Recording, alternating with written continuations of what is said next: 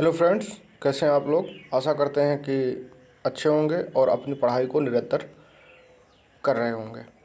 तो चलिए, जो हम लोगों की बिहार की स्पेशल सीरीज चल रही थी, आज इसमें हम लोग पढ़ेंगे बिहार के प्रमुख व्यक्तित्व के बारे में। देखो, प्राचीन काल में, प्राचीन समय में जो बिहार के प्रमुख व्यक्तित्व थे उनको हम सर्वप्रथम पढ़ेंगे। तो इसमें सबसे पहले गौतम बुद्ध। गौतम बुद्ध, जिनको लाइट ऑफ एशिया के नाम से भी जाना जाता है। देखो, गौतम बुद्ध बौद्ध धर्म के संस्थापक थे, सभी को पता है। इनका जन्म 563 ईसा पूर्व में हुआ था। वे शाक्य कुल के क्षत्रिय थे। उन्हें ज्ञान की प्राप्ति बोध गया में, देखो यहाँ बोध गया में निरंजना नदी यानी कि फल्गु नदी, जिसको पहले निरंजना कहा जाता था वही फल्गु है। हमने बताया था, जब नदी हम पढ़ा रहे थे तो हमने बताया था कि ये अगर बिहार है और ऐसे गंगा गई है यहाँ से, तो यहाँ से इस साइड से ऐसे ऐसे करके एक पुनपुन नदी आई है और यहाँ से एक फल्गु नदी है और एक कोई सी यहाँ से नदी थी। तो यहाँ पे जाकर ये फल्गु नदी में यहाँ से मिल जाती थी और फल्गु नदी या फिर पुनपुन नदी फाइनली जाके गंगा नदी में मिल जाती थी। ठीक है, तो जो आज की फल्गु नदी है उसी को हम पहले क्या बोलते थे, प्राचीन समय में निरंजना नदी के नाम से जानते थे। इसी के तट पर बोधि वृक्ष के नीचे इनको ज्ञान की प्राप्ति हुई थी। किसको ज्ञान की प्राप्ति हुई? गौतम बुद्ध को। 583 ईसा पूर्व में कुशीनगर में महापरिनिर्वाण का मतलब क्या है कि इनकी मृत्यु हो गई। महापरिनिर्वाण। अब इसी में देखो एक शब्द आता है धर्मचक्र प्रवर्तन। इसका क्या मतलब होता है?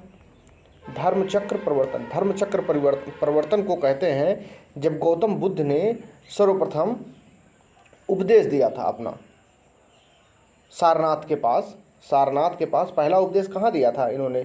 गौतम बुद्ध ने सारनाथ के पास। ये सारनाथ कहाँ है? ये सारनाथ आई थिंक वाराणसी के पास पड़ता है, अभी यूपी वाराणसी में पड़ता है। ठीक है, तो इसी सारनाथ के पास जो है इन्होंने अपना पहला उपदेश दिया था। तो यहाँ से प्रश्न सीधा क्या पूछेगा आपसे पूछेगा यहाँ से प्रश्न कि गौतम बुद्ध, जिनको लाइट ऑफ एशिया भी कहा जाता है, 563 ईसा पूर्व में इनका जन्म हुआ था। ये किस कुल से थे? शाक्य कुल से थे। और इनको जो है ज्ञान की प्राप्ति कहाँ हुई थी? बोधि वृक्ष के नीचे। और किस नदी? निरंजना रहे तो निरंजना नदी, नहीं तो फल्गु नदी के तट पर। ठीक है, और कुशीनगर में। ये कुशीनगर कहाँ पड़ता है आप लोगों को पता है? कुशीनगर ये पड़ता है उत्तर प्रदेश में। कुशीनगर कहाँ पड़ता है? उत्तर प्रदेश में। उत्तर प्रदेश और बिहार की सीमा साझा होती है इससे, कुशीनगर से। कुशीनगर हो गया, देवरिया हो गया, आपका बलिया हो गया, ये सारे ज़िले उत्तर प्रदेश के हैं जो साझा करते हैं सीमा बिहार से। ठीक है, तो कुशीनगर में महानिर्वाण की प्राप्ति हुई। उन्होंने मध्यम मार्ग का प्रतिपादन किया। मध्यम मार्ग से मतलब ये कि ना तो ज़्यादा टफ मार्ग हो और ना ही ज़्यादा आसान मार्ग हो। जैसे इनका अगर आपसे कोई पूछे कि गौतम बुद्ध उदय ही क्यों हुआ, तो जो इसमें जो हिंदू धर्म में बहुत सारी बुराइयां आ गई थी, बहुत सारे जो है कर्मकांड आ गए थे, इसी कारण से इसका जन्म हुआ। और हिंदू धर्म में था कि जो निचली जाति वाले हैं वो मतलब पूजा अर्चना नहीं कर सकते हैं, मंदिर में नहीं जा सकते हैं। तो इसी कारण से यही सब मेन कारण था जिससे लोगों का झुकाव जो है बौद्ध धर्म की तरफ बढ़ा और बौद्ध धर्म से लोग जुड़ते गए। हालांकि बहुत ज़्यादा समय तक ये नहीं चल पाया बौद्ध धर्म, क्योंकि इसमें भी कुछ समय के बाद जो है बहुत सारे कर्मकांड होने लगे। इसी कारण से ये भी बहुत टाइम तक नहीं चल पाया और फिर से हिंदू धर्म में सुधार हुआ और फिर से हिंदू धर्म जो है अपने चरमोत्कर्ष पर पहुंच गया। ठीक है, तो आपसे अगर पूछेगा गौतम बुद्ध किस कुल से थे, तो सांख्य कुल से बताइए। और इनको ज्ञान की प्राप्ति कहाँ हुई थी? बोधि वृक्ष के नीचे और निरंजना नदी के तट पर। महापरिनिर्वाण कुशीनगर में। कुशीनगर कहाँ का जिला है? उत्तर प्रदेश का एक जिला है कुशीनगर। ठीक है, आगे बढ़ते हैं। देखो महावीर स्वामी ये भी जो है क्षत्रिय परिवार से ही थे। महावीर स्वामी भी क्षत्रिय परिवार से ही थे। महावीर स्वामी 540 ईसा पूर्व में इनका जन्म होता है। कहाँ पे? वैशाली में, वैशाली के कुंडग्राम में। ठीक है, वैशाली के कुंडग्राम में इनका जन्म हुआ। उनका संबंध ज्ञात्रिक कुल से था। इनका संबंध किससे था? गायत्री कुल। उनका संबंध गौतम बुद्ध का संबंध शाक्य कुल से था। जैन धर्म के 24वें तीर्थंकर थे। तो जैन धर्म में जो पहला तीर्थंकर थे, पहले तीर्थंकर, या फिर आपसे कोई पूछे कि जैन धर्म के संस्थापक कौन थे, तो आप सीधा बताइए जैन धर्म के संस्थापक ऋषभदेव थे। कौन थे? ऋषभदेव। ऋषभदेव। और इन्हीं को क्या कहा जाता है? इन्हीं को जो है जैन धर्म का संस्थापक भी माना जाता है। ठीक है। तो अगर वास्तविक संस्थापक अगर कोई कहे तो जैन धर्म के वास्तविक संस्थापक तो महावीर स्वामी को कहा जाता है। ठीक है। तो महावीर स्वामी, इनका जन्म जो है 540 ईसा पूर्व में वैशाली के कुंड ग्राम में हुआ था। उनका संबंध गायत्री कुल से था। वे जैन धर्म के चौथे नंबर के तीर्थंकर थे, 24वें नंबर के तीर्थंकर थे। 12 साल की कठोर तपस्या के पश्चात जुम्भृग ग्राम ऋजुपालिका नदी के तट पर साल वृक्ष के नीचे इनको कैवल्य ज्ञान की प्राप्ति हुई। उन्हें 568 ईसा पूर्व में पावापुरी में मोक्ष की प्राप्ति हुई। ठीक है। अब देखो चंद्रगुप्त मौर्य के बारे में देख लो। चंद्रगुप्त चाणक्य की सहायता से नंद वंश को समाप्त कर 321 ईसा पूर्व में चंद्रगुप्त मौर्य ने मौर्य वंश की स्थापना की। उन्हें प्रथम भारत के विशाल साम्राज्य को संगठित मतलब इन्होंने जो है प्रथम भारत के विशाल साम्राज्य को संगठित रूप प्रदान किया। यानी कि पूरे भारत को इन्होंने मतलब एक विशाल साम्राज्य, इनका बहुत बड़ा साम्राज्य था, इसीलिए पूरे भारत को जोड़ने में कामयाब हुए। अब देखो नंदवंश, ये नंदवंश कौन था? नंदवंश ये जो मगध साम्राज्य चल रहा था उसी में ये काफ़ी, जैसे हर्यक वंश आता है, हर्यक वंश के बाद जो है हर्यक वंश के बाद कोई वंश आता है, फिर उसके बाद जो है नंदवंश ही आता है। नंदवंश का संस्थापक महापद्मनंद को बोला जाता है। तो इसी में नंदवंश के ही एक राजा हुए, तो उनके द्वारा जो है चाणक्य कौटिल्य का यहाँ पे अपमान किया जाता है। अपमान को वो कहते हैं कि हम आपका विनाश कर देंगे। फिर ये चंद्रगुप्त मौर्य से मिलते हैं। अब चंद्रगुप्त के बारे में बहुत सारी चीज़ें हैं कि ये शूद्र जात से संबंधित थे, कुछ लोग कहते हैं कि ये क्षत्रिय जात से संबंधित है। तो जो कुछ भी हैं उसको छोड़िए, आप लोग यहाँ देखिए। ये चंद्रगुप्त मौर्य जो हैं चाणक्य की सहायता से नंद वंश को समाप्त कर दिए और 321 ईसा पूर्व में चंद्रगुप्त मौर्य ने मौर्य वंश की स्थापना की। और जो है इन्होंने पूरे भारत को लगभग पूरे भारत पर इनका लगभग शासन था। और ये अखंड भारत में था। अखंड भारत का मतलब उस टाइम में पाकिस्तान तो था ही, अफ़गानिस्तान के भी कुछ हिस्से आते थे, नेपाल भी आता था इसके अंदर, म्यांमार भी आता था इसके अंदर। तो अखंड भारत पर इन्होंने शासन किया था। ठीक है। अब देखो चाणक्य कौटिल्य के बारे में देख लो थोड़ा सा। चंद्रगुप्त मौर्य के राजनीतिक गुरु थे ये और प्रधानमंत्री भी थे। उन्होंने राजनीतिक एवं प्रशासनिक विषय पर अर्थशास्त्र नामक पुस्तक लिखी है। अब देखो बहुत सारे लोग अर्थशास्त्र पुस्तक से समझ जाते हैं कि जो है ये इकोनॉमिक्स की पुस्तक है, लेकिन इकोनॉमिक्स की पुस्तक नहीं है ये, मतलब धन से संबंधित नहीं है ये राजनीतिक और प्रशासनिक से संबंधित, राजनीति और प्रशासन से संबंधित बुक है ये अर्थशास्त्र। मतलब चाणक्य ने इसको, विष्णुगुप्त कह लो, चाणक्य कह लो, ने ही इसको लिखी थी। और ये कौन थे? ये राजनीतिक गुरु थे और प्रधानमंत्री भी थे। अशोक, मौर्य वंश का सबसे महान शासक अशोक था। चंद्रगुप्त मौर्य का पौत्र एवं बिंदुसार का पुत्र अशोक अपने शांति, सद्भावना, जन कल्याणकारी शासन के लिए प्रसिद्ध था। अशोक ने बौद्ध धर्म को स्वीकार कर लिया था तथा उसके प्रसार के लिए स्तंभ और शिलालेखों का प्रयोग किया। मतलब इनके प्रचार के लिए एक इनका पुत्र था महेंद्र और इनकी बेटी थी संघमित्रा। महेंद्र और संघमित्रा को आई थिंक इन्होंने भेज दिया था उस साइड में, दक्षिण साइड में जो है बौद्ध धर्म का प्रचार करने के लिए, और महेंद्र को उत्तर साइड में भेजा था प्रचार करने के लिए बौद्ध धर्म का। आर्यभट्ट देख लो।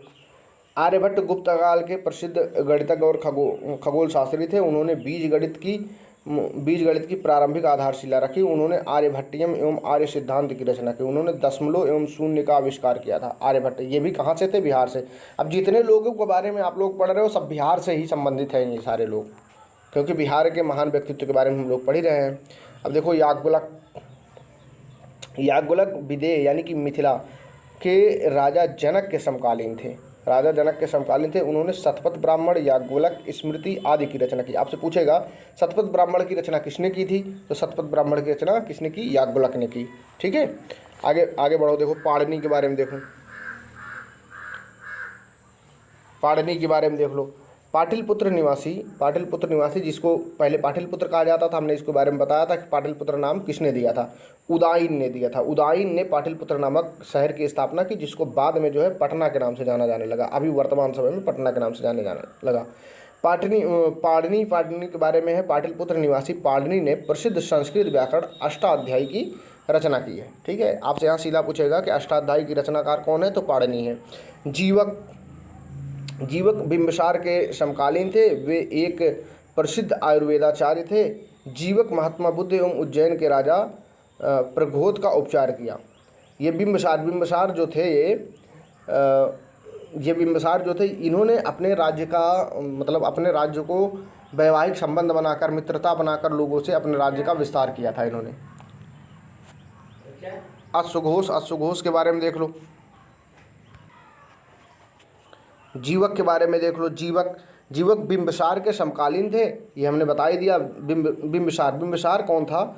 बिंबिसार यही हर्यक वंश से ही संबंधित था। ये बिंबिसार वे एक प्रसिद्ध आयुर्वेदाचार्य थे। और जीवक ने महात्मा बुद्ध एवं उज्जैन के राजा प्रधोत का उपचार किया था।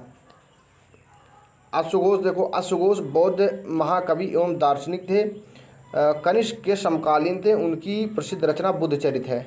ठीक है, आगे देखो बाणभट्ट हर्षवर्धन के समकालीन थे। उन्होंने जो है बाणभट्ट जो है हर्षवर्धन वही जो 606 से लेके लगभग 636 या फिर 40 तक शासन किया था हर्षवर्धन ने।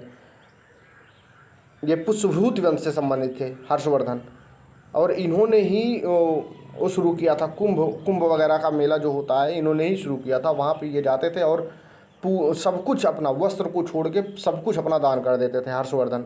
और इसी के शासनकाल में मतलब हर्षवर्धन के समय में ही वेनसांग जो चीनी यात्री था, वेनसांग इन्हीं के समय में आया था, हर्षवर्धन के समय में। आपसे प्रश्न पूछता है कि हर्षवर्धन किसके शासनकाल में भारत आया था, तो हर्षवर्धन वेनसांग जो है हर्षवर्धन के शासनकाल में ही भारत आया था। ठीक है, और हर्षचरित एवं कादंबरी की रचना किसने की है? इसी बाणभट्ट ने की है। बाणभट्ट जो है राजकवि थे, किसके? हर्षवर्धन के। आगे बढ़े, दीपांकर श्रीज्ञान देख लो।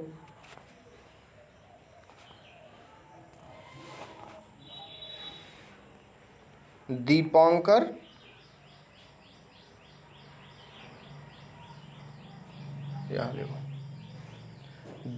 श्रीज्ञान विक्रमशिला विश्वविद्यालय के प्रसिद्ध आचार्य थे। उन्हें तिब्बत शासक के निमंत्रण पर जो है तिब्बत भेजा गया था। वे बौद्ध धर्म के प्रमुख ज्ञाता थे। दीपांकर श्रीज्ञान आपसे पूछेगा दीपांकर श्रीज्ञान किस धर्म से संबंधित थे, तो आपको बताना है सीधा बौद्ध धर्म से संबंधित थे, और इनको तिब्बत भेजा गया था। तिब्बत के शासक ने उनको निमंत्रित किया था। मंडन मिश्र मिथिला क्षेत्र के प्रसिद्ध विद्वान एवं दार्शनिक थे। उन्होंने शंकराचार्य के साथ शास्त्रार्थ किया था। अब देखो मध्यकाल में मखदूम शरफुद्दीन यहया मनेरी, वे 14वीं सदी के में बिहार के प्रसिद्ध सूफी संत थे। उन्होंने फिरदौसी संप्रदाय का बिहार में मतलब प्रचार प्रसार किया था। किस संप्रदाय का? फिरदौसी संप्रदाय का। शेरशाह सूरी भारत का सर्वश्रेष्ठ अफगान शासक था, जिसने मुगल सत्ता को मतलब एकदम एक बार तो समाप्ति कर दिया था पूरी तरीके से, और सूर्यवंश की स्थापना की। शेरशाह को उसके प्रशासनिक सुधारों के रूप में जाना जाता है। शेरशाह ने जन कल्याण के लिए कृषि, संचार, यातायात आदि का व्यापक सुधार किया। अब देखो कृषि पे तो जो कुछ किया है, लेकिन यातायात पे जो ग्रैंड ट्रंक रोड है, जीटी रोड जिसको बोलते हैं, जीटी रोड का निर्माण किसने करवाया था? इसी ने करवाया था। हालांकि इसके बारे में और भी प्राचीन समय में देखोगे तो प्राचीन समय के राजाओं ने इसका निर्माण करवाया था, जीटी रोड का, जो जिसका आज वर्तमान नाम जीटी रोड है। उसको उस टाइम में शायद उत्तरापथ ऐसे कुछ करके कहा जाता था। विद्यापति देखो, विद्यापति जो हैं बिहार के दरभंगा के श्रृंगार रस के कवि थे। उनकी मैथिली और संस्कृत की रचनाएं काफ़ी प्रसिद्ध हैं। उनकी प्रमुख संस्कृत रचनाओं में पुराण, संग्रह, विभासागर, गंगा काव्यावली है। उन्हें जो है मैथिल कवि कोकिल भी कहा जाता है। आपसे पूछेगा कि मैथिल कवि कोकिल किसको कहा जाता है, तो आप याद रखिए विद्यापति। किस रस से संबंधित थे? श्रृंगार रस से संबंधित थे। गुरु गोविंद सिंह सभी को पता है सिख धर्म के 10वें गुरु थे और ये 1666 ईस्वी में पटना में इनका जन्म हुआ था। उन्होंने सिख धर्म के लिए पंच ककार, केस, कंघा, कड़ा, कृपाण और कच्छा को अनिवार्य किया था। 1708 ईस्वी में नांदेड़ में एक अफगानी के द्वारा उनकी मृत्यु कर दी गई थी। देखो 1707 में क्या हुआ, औरंगजेब की मृत्यु हुई और इसी के जस्ट एक साल के बाद गुरु गोविंद सिंह की मृत्यु हो गई। ठीक है, 1708 ईस्वी में। आगे देखते हैं हम लोग। आधुनिक काल में देखो, आधुनिक काल में देखो पटना सिटी के पुस्तक विक्रेता पीर अली, पटना सिटी के पुस्तक विक्रेता जिसने पटना में 1857 की क्रांति का बिगुल फूका। अंग्रेजों से संघर्ष के पश्चात उन्हें फांसी की सजा दे दी गई। कौन थे? पीर अली। आपसे पूछेगा पीर अली का संबंध किससे था, तो 1857 की क्रांति से था। ठीक है। अब देखो वीर कुंवर सिंह, आपसे पूछता है कि 1857 की क्रांति में बिहार से किसने नेतृत्व किया था क्रांतिकारियों की तरफ से, तो ये वीर कुंवर सिंह थे। वीर कुंवर सिंह, इन्होंने आजमगढ़ से भी, कानपुर से भी, काफ़ी जगहों से इन्होंने अंग्रेज़ों से मोर्चा लिया और बहुत हद तक इन्होंने कामयाबी भी प्राप्त की। लेकिन जब बाद में दमन होना शुरू हुआ तो फिर ये गंगा नदी को पार कर रहे थे, उस टाइम में जो है इन्होंने, इनके हाथ में गोली लग गई थी वीर कुंवर सिंह के, तो इन्होंने अपना हाथ काट के गंगा माँ को समर्पित कर दिया था। वीर कुंवर सिंह जगदीशपुर के जमींदार थे। 1857 की क्रांति में बिहार का नेतृत्व किया। 75 वर्ष की आयु में भी उन्होंने 1 वर्ष तक अंग्रेजों से संघर्ष कर कठिन चुनौती दी थी इन्होंने, वीर कुंवर सिंह। फिर इनके जाने के बाद फिर इनके भाई, मतलब इनकी मृत्यु जब हो गई तो फिर इनके भाई ने भी जो है वो किया था, क्रांति में सहयोग किया, मतलब क्रांति करते रहे अंत तक। अब देखो डॉक्टर सच्चिदानंद सिन्हा के बारे में देखो। डॉक्टर सच्चिदानंद सिन्हा पृथक बिहार के निर्माता के रूप में इन्हें ही जाना जाता है। वे संविधान सभा के प्रथम अध्यक्ष अस्थायी थे।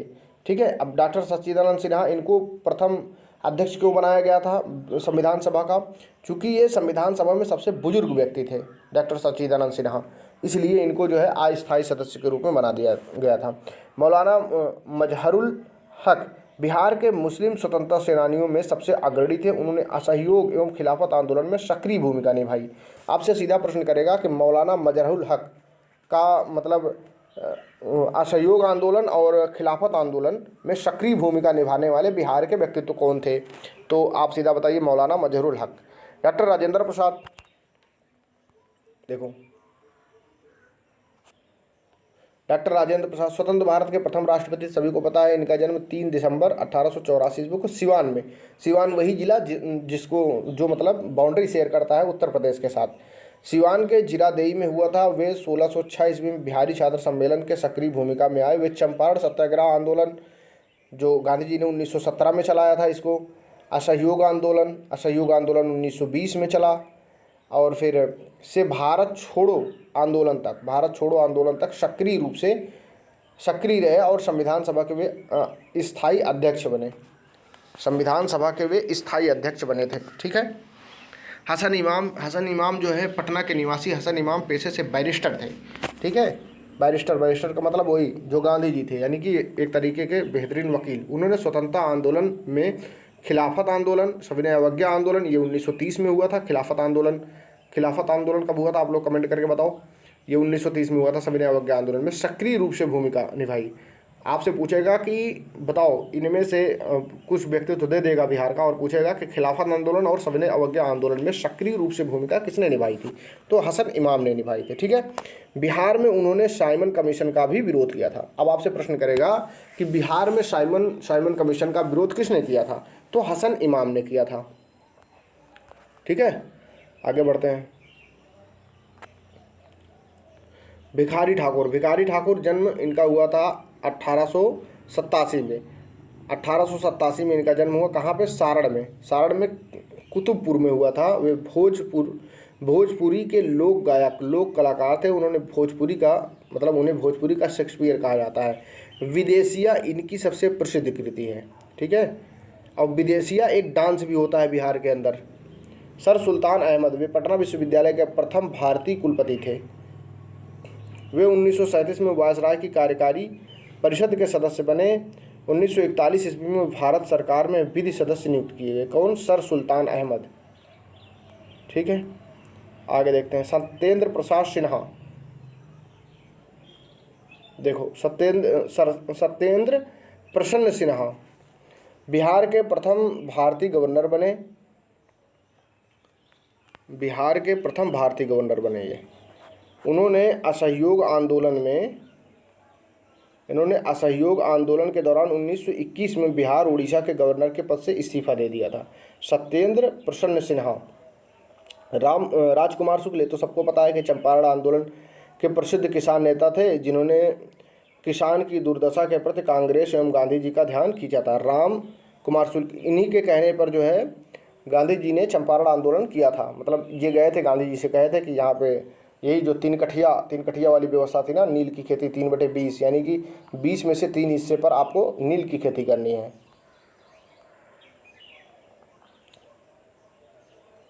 मोहम्मद यूनुस 1937 चुनाव के पश्चात बिहार के प्रथम प्रधानमंत्री या मुख्यमंत्री के पद से मतलब इन्होंने पद धारण किया था। फिर इन्हीं के बाद जो है कृष्णा सिंह, कांग्रेस के कृष्णा सिंह ने कुछ समय के बाद ही जो है सीएम का पद ले लिया था। अब देखो ये डॉक्टर कृष्ण सिंह भी आ गए। इनका जन्म 1887 ईस्वी में नवादा के खनवा में हुआ, लेकिन इनका पैतृक गांव शेखपुरा से बरबीघा में था। बिहार के सक्रिय स्वतंत्र सेनानी रहे, जो स्वतंत्र बिहार के पहले मुख्यमंत्री बने। श्री कृष्ण सिंह बिहार केसरी के नाम से जाना जाता है। आपसे पूछेगा कि बिहार केसरी के नाम से कौन जाना जाता है, बिहार केसरी किसे कहते हैं, तो आपको बताना है कि बिहार केसरी श्री कृष्ण सिंह को कहा जाता है। अब बताओ आप लोगों को पंजाब केसरी किसको कहा जाता है। ठीक है, रामधारी सिंह दिनकर। देखो रामधारी सिंह दिनकर, जिनको राष्ट्र कवि भी कहा जाता है। एक सेकंड। रामधारी सिंह दिनकर हिंदी के प्रख्यात लेखक, कवि एवं निबंधकार थे। उनका जो जन्म हुआ है 1908 में हुआ था, ईस्वी में हुआ, बेगूसराय के सिमरिया में। बेगूसराय किस प्रमंडल का हिस्सा है, मुंगेर प्रमंडल का हिस्सा है बेगूसराय। ठीक है, सिमरिया में हुआ। उन्हें स्वतंत्रता पूर्व विद्रोही कवि के रूप में भी जाना जाता था। स्वतंत्रता पश्चात उन्हें जो है राष्ट्र कवि के रूप में जाने लगा। उनकी प्रमुख रचनाएं जो है कुरुक्षेत्र, उर्वशी, हुंकार, रेणुका और रसवंती है। बहुत पूछा जाता है उर्वशी, अभी तो मतलब इसमें नहीं पूछा जाएगा, जहाँ पे हिंदी साहित्य वगैरह पूछी जाती है, जैसे बिहार जो अभी टीचर वैकेंसी है उसमें तो हालांकि नहीं पूछा जा सकता है, लेकिन जहाँ पे साहित्य पूछा जाता है, हिंदी साहित्य, वहाँ पे उर्वशी जरूर पूछा जाता है, लगभग पूछा ही जाता है। तो इनको विद्रोही कवि कब कहा जाता था, स्वतंत्रता के पूर्व। बाद में इनको जो है राष्ट्र कवि का दर्जा दिया गया। फटेश्वर नाथ रेणु, जिन्होंने मैला आंचल लिखा था, फटेश्वर नाथ रेणु, देखो ये मैला आंचल लिखा था इन्होंने।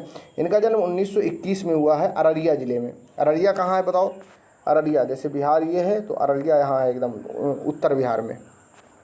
1921 में अररिया जिले में फारबिसगंज में औराही में हुआ था। हिंदी उपन्यास में उन्हें आंचलिक लेखक के रूप में जाना जाता है। उनकी प्रमुख रचना मैला आंचल है।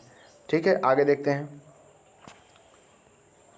अनुग्रह नारायण सिन्हा, इनका जन्म 1887 ईस्वी में औरंगाबाद के पाइयोवा में हुआ था। उन्होंने 1917 के चंपारण सत्याग्रह में गांधी जी का साथ दिया। ठीक है, स्वतंत्रता पश्चात उन्होंने बिहार सरकार में मंत्री का पद संभाला। बिहार विभूति की संज्ञा दी जाती है। आपसे पूछेगा कि बिहार विभूति किसे कहते हैं, बिहार विभूति किसे कहते हैं, तो आप तुरंत बताइए अनुग्रह नारायण सिन्हा को। और ये जो है चंपारण आंदोलन में गांधी जी का इन्होंने साथ दिया था। जयप्रकाश नारायण अपने आप में स्वयं एक क्रांति हैं। जयप्रकाश नारायण, इनका जन्म 1902 में बिहार में सारण के सिताब दियारा में गांव में हुआ था। लोकनायक नाम से फेमस हैं ये। इन्होंने मतलब राजनीतिक जीवन सविनय अवज्ञा आंदोलन से प्रारंभ हुआ। सविनय अवज्ञा आंदोलन 1930, राजनीतिक जीवन इन्होंने यहाँ से शुरू किया, प्रारंभ हुआ। उन्होंने 1942 की क्रांति में विशेष भूमिका निभाई। उन्होंने आज़ाद दस्ता, आपसे पूछेगा आज़ाद दस्ता का गठन किसने किया था, तो जयप्रकाश नारायण ने ही किया था। स्वतंत्रता पश्चात 1975 में उन्होंने संपूर्ण क्रांति का नेतृत्व किया। 1665 ईस्वी में उन्हें क्या मिला था, रैमन मैग्सेसे अवार्ड भी मिला था। अब की बार बताओ 2023 में पहली बार किसी को व्यक्तिगत रूप से पहली बार जो है रैमन मैग्सेसे किसको दिया गया, कमेंट बॉक्स में बताओ। रैमन मैग्सेसे अवार्ड अब की बार व्यक्तिगत रूप में दिया गया है। स्वामी सहजानंद सरस्वती, स्वामी सहजानंद सरस्वती के बारे में देख लो। स्वामी सहजानंद सरस्वती का जन्म भारत के किसान आंदोलन का जनक कहा जाता है। इसमें मतलब स्वामी सहजानंद सरस्वती को भारत के किसान आंदोलन का जनक कहा जाता है। उन्होंने सन्यासी जीवन व्यतीत करते हुए किसानों के अधिकारों के लिए संगठन का नेतृत्व किया। 1929 में उन्होंने बिहार प्रांतीय किसान सभा का गठन किया। उन्होंने 1936 ईस्वी में भारतीय किसान सभा की स्थापना की। उन्होंने हुंकार पत्रिका में अपने विचार प्रस्तुत किए। ठीक है, आपसे पूछेगा कि हुंकार पत्रिका किसके द्वारा लिखी जाती थी या किसके द्वारा प्रकाशित की जाती थी, तो स्वामी सहजानंद सरस्वती के द्वारा। अब आपसे पूछेगा कि बिहार प्रांतीय किसान सभा का गठन किसने किया था, स्वामी सहजानंद सरस्वती ने किया था। कब? 1929 में। और 1936 में भारतीय किसान सभा की स्थापना भी इन्होंने ही की थी। ठीक है, कर्पूरी ठाकुर देख लो, इनका जन्म 1924 में हुआ। अब देखो 1924 की एक बड़ी फेमस घटना है। 1924 गांधी जी, महात्मा गांधी जो है मात्र एक बार कांग्रेस की अध्यक्षता किए थे, मात्र एक बार कांग्रेस की अध्यक्षता किए थे। कौन? महात्मा गांधी। 1924 में ये बेलगाम में इन्होंने पहली बार जो है कांग्रेस की अध्यक्षता की। बेलगाम कहाँ स्थित है? कर्नाटक में स्थित है। ठीक है, तो कर्पूरी ठाकुर का जन्म 1924 ईस्वी में हुआ था, बिहार के समस्तीपुर जिले में हुआ था। उन्हें गरीबों का मसीहा के रूप में जाना जाता है। स्वतंत्रता के पश्चात बिहार के दूसरे उप मुख्यमंत्री बने, बाद में 1970 में मुख्यमंत्री भी बने, कर्पूरी ठाकुर। ठीक है,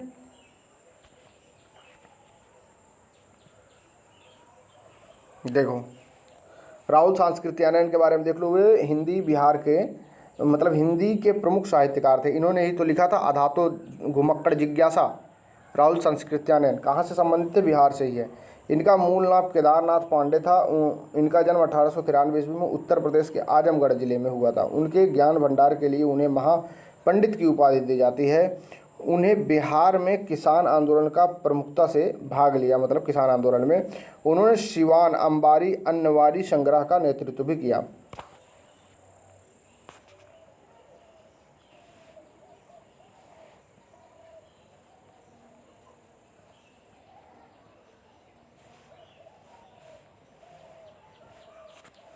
खान बहादुर खुदाबख्श खां, इनका जन्म 1842 ईस्वी में सिवान के उखई में हुआ था। उन्होंने पटना के प्रसिद्ध खुदा बख्श लाइब्रेरी की स्थापना की थी।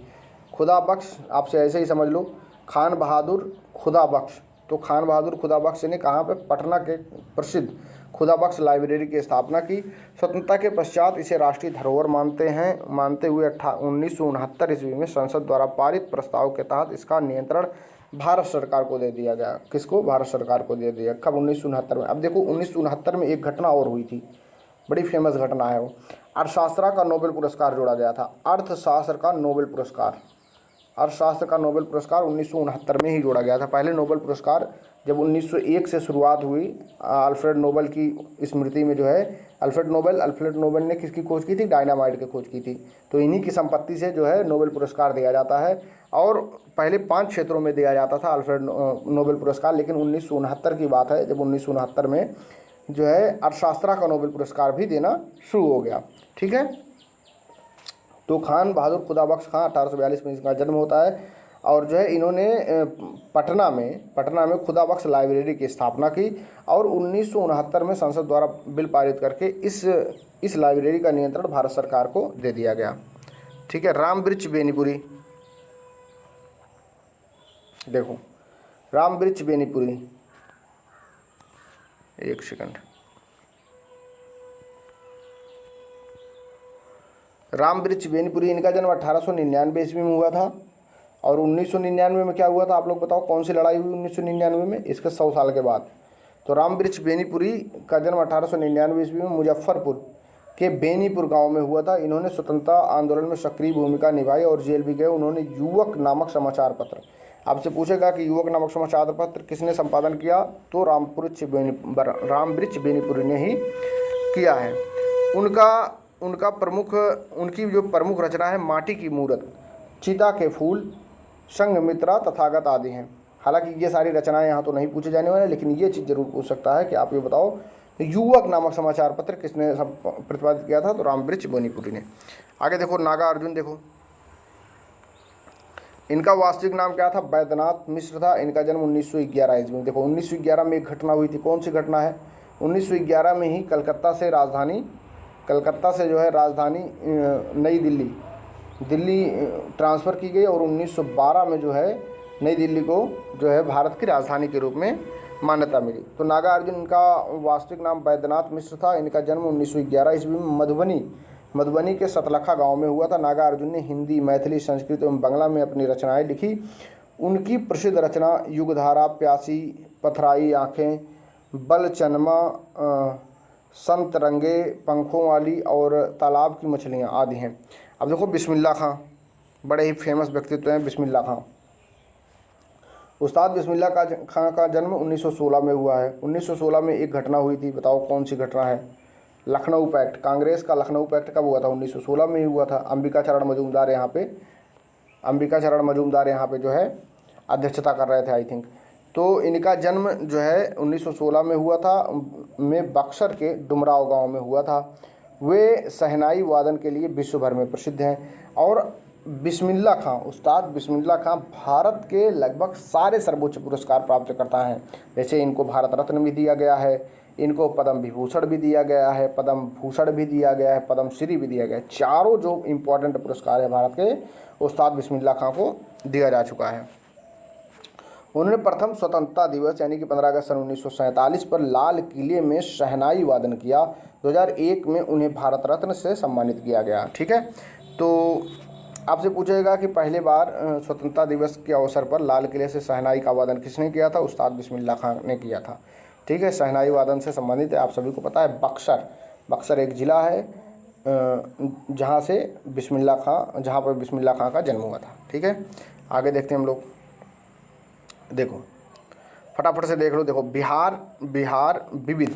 बिहार विशेष विविध दे रहा है। देखो विश्व का प्रथम लोकतांत्रिक गणराज्य कौन था? लिच्छवी वैशाली गणराज्य। विश्व का प्रथम विश्वविद्यालय कौन था? नालंदा विश्वविद्यालय। विश्व का प्रथम वैभवशाली नगर पाटलिपुत्र। विश्व का प्रथम खगोल वैज्ञानिक आर्यभट्ट। भारत के प्रथम राष्ट्रपति डॉक्टर राजेंद्र प्रसाद हैं। आगे देखो, संविधान सभा के अस्थायी रूप से अध्यक्ष कौन बनाए? डॉक्टर सच्चिदानंद सिन्हा। संविधान सभा के स्थायी सदस्य कौन है? डॉक्टर राजेंद्र प्रसाद। ब्रिटिश शासन में प्रथम भारतीय राज्यपाल सत्येंद्र प्रसन्न सिन्हा। ठीक है, और ब्रिटिश शासन में बिहार के प्रथम राज्यपाल सर जेम्स शिफ्टन 1935। स्वतंत्र बिहार के प्रथम राज्यपाल कौन थे? जयराम दास दौलतराम। इसको याद रख लो आप लोग। स्वतंत्र बिहार के प्रथम राज्यपाल जयराम दास दौलतराम। ब्रिटिश शासन में बिहार के प्रथम मुख्यमंत्री मोहम्मद यूनुस। हालांकि ये थोड़े ही समय के लिए रहे। 1937 में हुई। 1937 में जब आंतरिक चुनाव जब हुए थे। स्वतंत्र बिहार के प्रथम मुख्यमंत्री श्री कृष्ण सिंह हैं। बिहार के प्रथम हरिजन मुख्यमंत्री कौन है? भोला पासवान शास्त्री। बिहार के प्रथम दलीय मुख्यमंत्री कौन है? महामाया प्रसाद सिन्हा। आगे देखो, बिहार के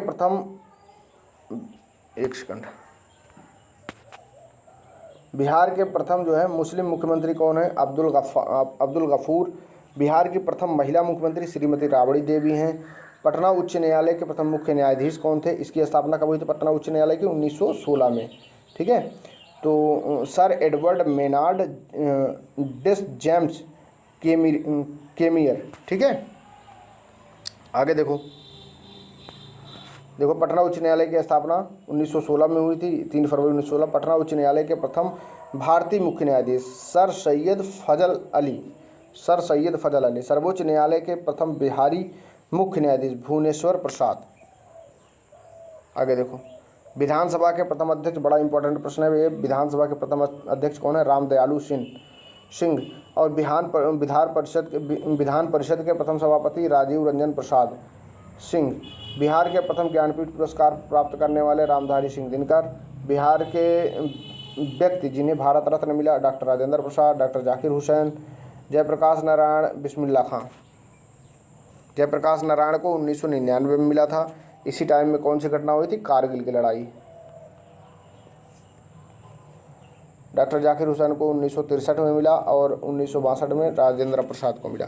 अच्छा, आप लोग हमको ये कमेंट बॉक्स में बताओ कि भारत रत्न की शुरुआत कब हुई?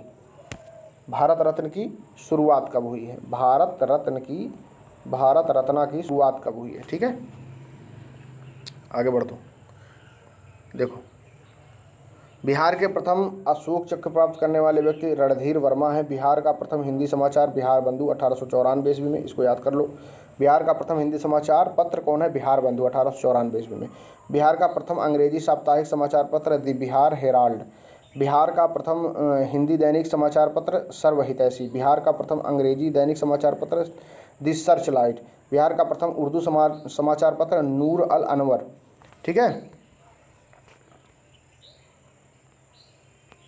एक मिनट।